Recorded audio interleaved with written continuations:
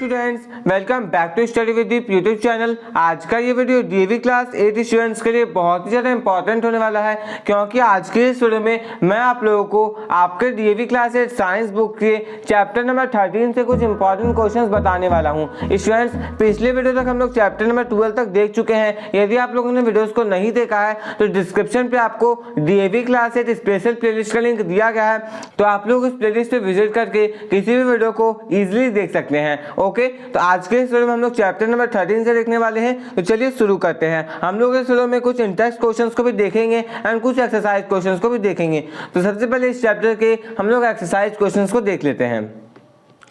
अब स्टूडेंट्स, जैसा कि मैंने आपको पीछे के वीडियो में बताया था कि आप लोगों को fill in the blanks and true false और मैनेज द फॉलोइंग सारा कर लेना है एंड एमसीक्यूज भी आपको सारे कर लेने हैं। बट मैं आपको एमसीक्यूज में कुछ इंपॉर्टेंट बता देता हूं।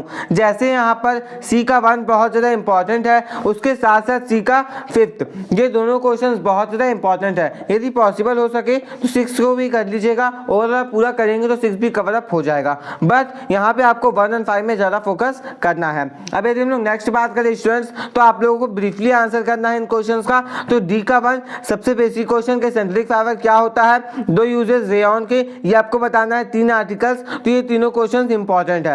ओके, अब यदि हम लोग नेक्स्ट बात करें आंसर द फॉलोइंग क्वेश्चंस की, तो यहाँ पे आप लोगों को ई का 1 जरूर से जरूर करके जाना है। ई का 1 आपके एग्जामिनेशन में आ सकता है। ओके, यहाँ पे एक इंपॉर्टेंट रीजन बेस्ड क्वेश्चन है जिसमें आप लोगों को बताना है कि नायलॉन क्यों ज्यादा देर तक टिक पाता है। तो 2 आप लोग कर लीजिएगा, आप लोग 4 और 6 को भी कर लीजिएगा। यहाँ से ये तीनों क्वेश्चंस एंड पीछे में एक, तो इन चारों क्वेश्चंस को आप लोग अच्छे से कर लीजिएगा। चारों क्वेश्चंस बहुत ही ज्यादा इंपॉर्टेंट है। अब आप देखिए, आप लोग ये तो बता ही सकते हैं कि प्लास्टिक का ज्यादा यूज करने से हमारे इन्वायरमेंट को खतरा हो सकता है, तो आप लोग इसे अच्छे तरीके से एक्सप्लेन कर सकते हैं। तो ऐसा क्वेश्चन जब भी आपके एग्जामिनेशन में आए तो आप लोग थोड़ा ब्रॉड थिंकिंग रखिए। ओके, उस बारे में सोचने की कोशिश कीजिए कि प्लास्टिक से क्या क्या इफेक्ट होता है, कैसे आज वर्ल्ड में प्लास्टिक यूज हो रहा है, तो उन इफेक्ट्स के बारे में सोचिए, कैसे इन्वायरमेंट को खतरा हो सकता है, इन सारी बातों के बारे में सोचिएगा एंड अपने आंसर कॉपी में अच्छे से लिखिएगा। ओके, अब हम लोग कुछ इंटरेस्ट क्वेश्चंस को भी देख लेते हैं। अब देखिए स्टूडेंट्स, यदि मैं एज अ प्रूफ बात करूं तो आपके क्वेश्चन में पहले भी दिया जा चुका है state and 2 advantages of synthetic fibre, and मैंने आपको ये क्वेश्चन टिक भी करा दिया। यदि आप लोग 4 को अच्छे से याद कर लेंगे, 4 या 3 को, तो आप लोग क्या कर पाएंगे, इजिली 2 को लिख पाएंगे। तो ऐसे क्वेश्चन आपके एग्जामिनेशन में आ चुके हैं, इसलिए मैंने बहुत देर तक आपके पूरे क्वेश्चन पेपर को, बहुत सारे क्वेश्चन पेपर को एनालाइज किया है, उसके बाद ही मैं आपके यहाँ पे टिक करवा रहा हूँ। अब देखिए, यहाँ कुछ डेफिनेशन भी दिए गए हैं, ओके, जो कि मैं आपको इन टेक्स्ट क्वेश्चन में बताने वाला हूँ। आप देखिए स्टूडेंट्स, इन टेक्स्ट क्वेश्चंस में आपको क्या करना है कि जितने भी सिंथेटिक फाइबर्स दिए गए हैं, जैसे रेयन हो गया, नायलॉन हो गया, एक्राइलॉन हो गया, टेरेलिन हो गया, ओके, पेट हो गया, इन सारे को आप लोगों को अच्छे तरीके से कर लेना है, इनके यूजेस को कर लेना है, कैसे बनता है। तो आप लोगों को सबसे पहले इन सारों को अच्छे तरीके से कर लेना है। कुछ भी आ सकता है, ऐसा कोई प्रिडिक्टेड नहीं है कि एक्राइलॉन ही आएगा या फिर नायलॉन ही आएगा। ओके, उसके बाद आपको इतने सारे एडवांटेजेस दिए गए हैं, हो सकता है 5 आ जाए, तो क्या कीजिएगा, सिंपली 5 पॉइंट्स को लिख दीजिएगा। ओके, आपको पूरा नंबर मिलेगा, आपका नंबर कोई छू भी नहीं सकता है। ओके, आपको पूरा नंबर मिलेगा यदि आप 5 पॉइंट्स को अच्छे तरीके से लिखेंगे तो। ओके, अब आप लोगों को जितने भी फुल फॉर्म्स दिए गए हैं, जैसे कि पीईटी का फुल फॉर्म पॉलीइथीन टेट्राथैलेट, ओके, तो आप लोग इन सारे फुल फॉर्म्स को अच्छे तरीके से कर लीजिएगा, क्योंकि ये 1 मार्क्स के क्वेश्चंस में आ सकते हैं। अब आप लोगों को फुल फॉर्म भी करना है, उसके यूजेस भी करने हैं, क्योंकि देखिए ये जो क्वेश्चन है, दूसरा क्वेश्चन पेपर है, उसमें इस प्रकार के क्वेश्चन आए हैं कि फुल फॉर्म लिखना है आप लोगों को पेट का, दैट इज पीईटी का। ओके, तो आप लोगों को ऐसे फुल फॉर्म वाले क्वेश्चंस भी आ चुके हैं। अब आपको यहाँ पे बताना है कि किस प्रकार का प्लास्टिक यूज किया जाता है फ्राइंग पैन के हैंडल्स को बनाने में। ओके, तो उसका रीजन क्या है। तो जब तक आप अपनी थिंकिंग को हल्का ब्रॉड नहीं करेंगे, चैप्टर को अच्छे तरीके से पढ़ेंगे नहीं, तो आप लोग एग्जामिनेशन में अच्छे मार्क्स को स्कोर नहीं कर पाएंगे। इसलिए मैंने आपके लिए स्ट्रैटेजी का सेपरेट वीडियो बनाया है सब्जेक्ट का। तो यदि आप जानना चाहते हैं कि कैसे आप लोग अच्छे तरीके से पढ़ाई करके एक अच्छे मार्क्स को अचीव कर सकते हैं, दैट इज 80 में 80 और रीडिंग में 75, तो आप लोग लोग इजीली जाकर के उस वीडियो को भी देख सकते हैं। ओके, अब देखिए स्टूडेंट्स, यहाँ तक तो एक बात कंप्लीट हो गई कि आपको एडवांटेजेस कर लेने हैं, बट कुछ डिसएडवांटेजेस भी आप लोगों को कर लेने हैं सिंथेटिक फाइबर के, कि क्या क्या उससे हानियां होती है। ओके, एंड प्लास्टिक्स की बात करें तो सिंथेटिक प्लास्टिक्स की क्या क्या कैरेक्टरिस्टिक्स एडवांटेजेस होते हैं, इन सारों को आप लोग अच्छे तरीके से कर लीजिएगा। उसके साथ साथ कितने प्रकार के प्लास्टिक्स होते हैं उसको कैसे आप एक्सप्लेन कर सकते हैं, प्लास्टिक का एनवायरनमेंट पे क्या इफेक्ट पड़ता है, डैमेज क्या होता है प्लास्टिक वेस्ट से, कैसे हम लोग प्रिवेंट कर सकते हैं कि जो भी डैमेज हो रहा है प्लास्टिक वेस्ट से। तो आप लोग इन सारों को अच्छे तरीके से कर लीजिएगा। ओवरऑल आपको इस चैप्टर में जितना भी चीज दिया गया है आप लोग इसे अच्छे तरीके से कर लीजिएगा। अब यदि आप इस चैप्टर का या फिर कुछ दूसरे चैप्टर का नोट्स चाहते हैं तो आप लोग मेरे चैनल का मेंबरशिप ज्वाइन कर सकते हैं। मेंबरशिप ज्वाइन करने से आपको बहुत ज़्यादा फायदा होगा। जैसे मैं आपको मैथ्स में एक्स्ट्रा क्वेश्चन प्रोवाइड करवाता हूँ, चैप्टर के इनसाइड नोट्स प्रोवाइड करवाता हूँ, तो यदि आप चाहें तो मेंबरशिप आप ज्वाइन कर सकते हैं। एंड जो भी मैं मटेरियल्स आपको देता हूँ उसका PDF भी आपको मिल जाता है। तो यदि आप चाहें तो आप लोग मेंबरशिप ज्वाइन कर सकते हैं। मैंने मेंबरशिप का प्राइस भी ज़्यादा नहीं रखा है एंड हर लोग उसे अफोर्ड कर सकता है। ओके, अब हम लोग नेक्स्ट देखते हैं चैप्टर 14, दैट इज रिप्रोडक्शन।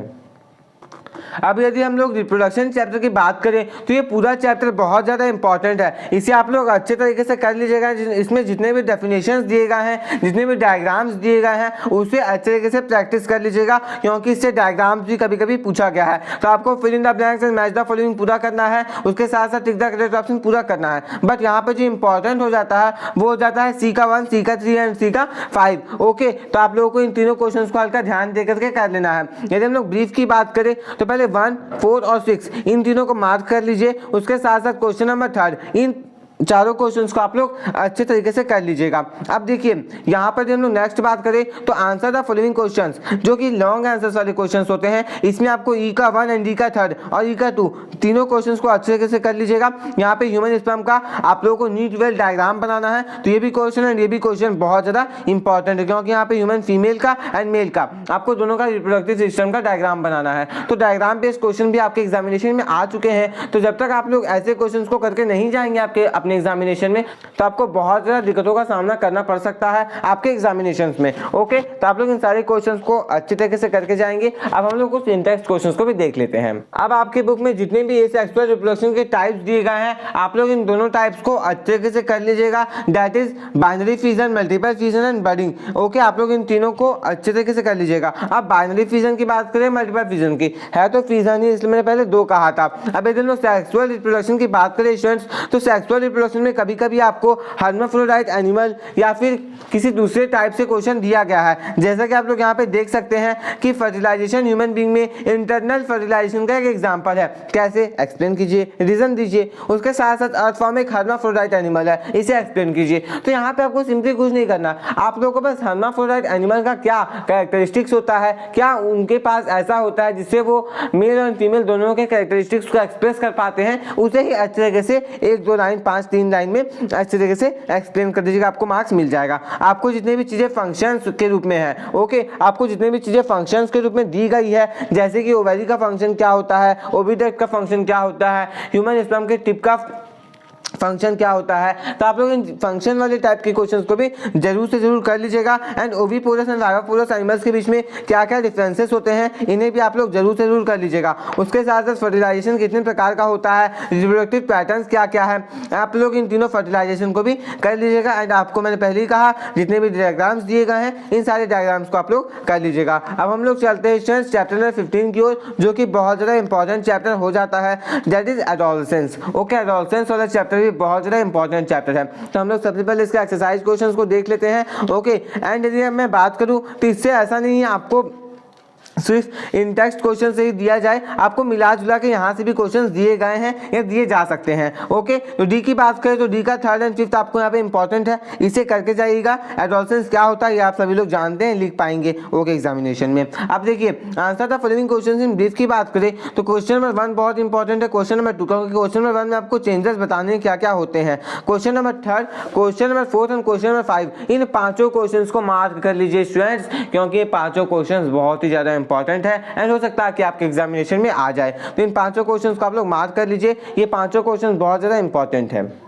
अब देखिए स्टूडेंट्स, मैंने पिछले चैप्टर से आपको बताया था कि रिप्रोडक्टिव पैटर्न आपके एग्जामिनेशन में आ सकता है। आपको एग्जांपल भी लिखने आया है एंड कितना मार्क्स का क्वेश्चन है, 5 मार्क्स का क्वेश्चन है। ओके, इसमें आपको 3 मार्क्स मिलेंगे एंड बर्डिंग का डायग्राम बनाने पे आपको 2 मार्क्स मिलेंगे। तो सोचिए मैं जो भी क्वेश्चन आपको बता रहा हूँ वो बहुत ज़्यादा इंपॉर्टेंट है, इसलिए आप लोग उसे बिल्कुल भी नज़रअंदाज ना कीजिएगा एंड आप लोग अच्छे तरीके से कर लीजिएगा उन सारे क्वेश्चन को जो मैं आपको बता रहा हूँ। ओके, अब देखिए यहाँ पे ये जो क्वेश्चन है एडोलसेंस से क्वेश्चन है। ओके, ये भी क्वेश्चन बहुत ज़्यादा इंपॉर्टेंट है, पढ़ लीजिएगा। कमेंट बॉक्स में कमेंट करके बताइएगा कि क्वेश्चन का आंसर क्या होगा। ग्लैंड रिलेटेड क्वेश्चन एडोलसेंस से ही आते हैं, तो इन सारों का आप लोग आंसर कमेंट बॉक्स में कमेंट करके जरूर से जरूर बताइएगा, ताकि मुझे पता चल सके कि किनका तैयारी किस प्रकार का है। हम लोग आ गए हैं फिजिक्स के सबसे इंपॉर्टेंट चैप्टर जो कि क्लास 8 के अंदर दिया गया है, that is electric currents and it's chemical effect. And ये चैप्टर थोड़ा लेंथी है, थोड़ा समझने वाला चैप्टर है, थोड़ा कॉन्सेप्ट वाला चैप्टर है। ओके, तो यदि आप लोग इस चैप्टर को नहीं समझे हैं तो मैंने इस चैप्टर का एक्सप्लेनेशन वीडियो अपलोड किया है, तो आप जाकर के इस चैप्टर को अच्छे तरीके से समझ सकते हैं। टिक द करेक्ट ऑप्शन की बात करें तो सी का 2 एंड सी का 4 बहुत ज़्यादा इंपॉर्टेंट है। यदि हम लोग ब्रीफ आंसर्स की बात करें तो आपको डी का 1 एंड डी का 3 इन दोनों क्वेश्चन को अच्छे तरीके से कर लेना है। उसके साथ साथ डी का 5, डी का 6 इन दोनों क्वेश्चंस को भी आप लोग कर लीजिएगा। जितने भी गिव रीजन वाले क्वेश्चन है ये तो आप लोगों को करना ही पड़ेगा। यदि हम लोग नेक्स्ट बात करें आंसर द फॉलोइंग क्वेश्चंस की, तो यहाँ पे आपको question number 3 and question number 4 पूरा करना है। 2 क्वेश्चन इसके अंदर दिए गए हैं, आपको डायग्राम भी बनाने को आ सकता है, तो आप लोग इन दोनों क्वेश्चंस को जरूर से जरूर कर लीजिएगा। ओके, क्वेश्चन 5 एंड क्वेश्चन 6 इसे भी आप लोग कीजिएगा, क्योंकि दोनों क्वेश्चंस बहुत ज़्यादा इंपॉर्टेंट है। ओवरऑल ये पूरा चैप्टर जो है ना वो बहुत ज़्यादा इंपॉर्टेंट है स्टूडेंट्स। आप लोग इन पूरे चैप्टर को अच्छे तरीके से पढ़ लीजिएगा, समझ लीजिएगा। तो इसी के साथ हमारा वीडियो कंप्लीट हुआ। हम लोग कुछ देख लेते हैं इंटेक्स्ट क्वेश्चन जो इस चैप्टर से आ सकते हैं। तो सबसे पहले आप लोगों को जितनी भी एप्लीकेशंस होते हैं इलेक्ट्रोलाइसिस के वो आप लोगों को समझ लेना है। जो इफेक्ट्स होते हैं केमिकल रिएक्शंस के जो कि इलेक्ट्रोड्स में होते हैं, उन तीनों इफेक्ट्स को आप लोग अच्छे तरीके से समझ लीजिएगा कि क्या होता है। माइकल फैराडे का क्या एक्सपेरिमेंट था, उन्होंने क्या फाइंड किया था, ये आप लोग अच्छे तरीके से जान लीजिएगा। जितना अच्छा आप अभी समझेंगे इलेक्ट्रिसिटी को, इलेक्ट्रिक करंट्स को, उतना ही अच्छा आप लोग क्लास 10 में भी इस चीज़ को जा करके समझ पाएंगे, क्योंकि क्लास 10 में इलेक्ट्रिसिटी का पूरा एक बहुत ही बड़ा चैप्टर है। तो आप लोग पहले क्लास 8 का बेसिक जान लीजिए, उसके बाद क्लास 10 में आपको समझने में आसानी होगी। अब हम लोग देख लेते हैं कि क्वेश्चन पेपर में किस प्रकार के क्वेश्चन इस चैप्टर से आ चुके हैं। आप देखिए यहाँ पे क्वेश्चन नंबर 2 इस प्रकार के क्वेश्चंस आपके एग्जामिनेशन में आ चुके हैं कि कौन कौन सा गैस प्रोड्यूस होता है एनोड में, कौन सा गैस एंड कौन सा गैस प्रोड्यूस होता है कैथोड में। तो इस प्रकार के क्वेश्चंस आपके एग्जामिनेशन में आ चुके हैं। ऐसा कि मैंने आपको पहले ही कहा था कि इलेक्ट्रोप्लेटिंग एंड इलेक्ट्रोनेफाइनिंग का आपका एग्जामिनेशन में आ सकता है, तो देखिए आपके पहले एग्जामिनेशन में भी आ चुका है। एंड यहाँ पे फैराडे का क्या एक्सपेरिमेंट था वो आप लोग यहाँ पे डिस्क्राइब करना है। तो इस प्रकार के क्वेश्चन आपके एग्जामिनेशन में आ चुके हैं, तो आप लोग इन सारे क्वेश्चन को अच्छे तरीके से कर लीजिएगा। मैंने आपको इंपॉर्टेंट क्वेश्चन बता दिए इस चैप्टर से भी। तो स्टूडेंट्स ये वीडियो कंप्लीट हुआ, आगे के सारे चैप्टर्स इस सेशन के लिए डिलीटेड है। आपको ये वीडियो कैसा लगा कमेंट बॉक्स में कमेंट करके जरूर बताइए। यदि आपको ये वीडियो पसंद आया तो इस वीडियो को लाइक कर दीजिए एंड यदि आप इस चैनल पर नए हैं तो चैनल को सब्सक्राइब करके बेल आइकन को प्रेस करके ऑल पे प्रेस कर लीजिए, क्योंकि मैं आपके लिए ऐसे एजुकेशनल कंटेंट लाता रहता हूँ। स्टूडेंट्स यदि आप मुझसे और भी एडिशनल सपोर्ट चाहते हैं तो आप लोग मेरे चैनल का मेंबरशिप ज्वाइन कर सकते हैं। मैंने मेंबरशिप का प्राइस ज़्यादा नहीं रखा है। आप लोग डीएवी क्लास 8 स्पेशल प्लेलिस्ट पे जरूर से जरूर विजिट कीजिएगा, वहाँ पर जाने के बाद आपको बहुत ज़्यादा मदद मिलेगी। मिलते हैं नेक्स्ट वीडियो में किसी नए इंपॉर्टेंट वीडियो के साथ। Thanks for watching.